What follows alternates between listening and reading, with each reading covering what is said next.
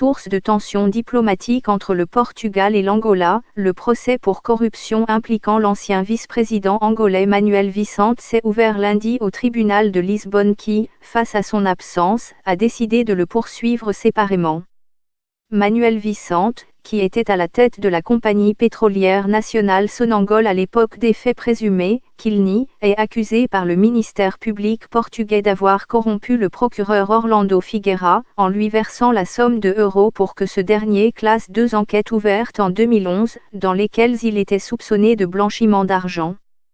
Confronté au refus des autorités angolaises de donner suite aux commissions rogatoires adressées depuis Lisbonne pour signifier à M.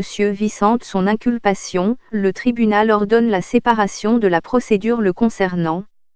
Une décision qui pourrait ouvrir la voie au transfert du dossier vers l'Angola, comme le réclament Luanda et les avocats de M. Vicente, selon lesquels l'ancien dirigeant de 61 ans dispose d'une immunité pour avoir occupé le poste de vice-président entre 2012 et 2017.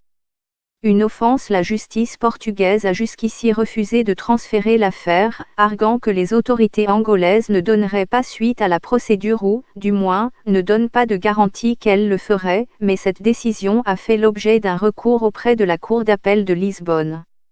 Cette prise de position du ministère public avait été très mal reçue à Luanda.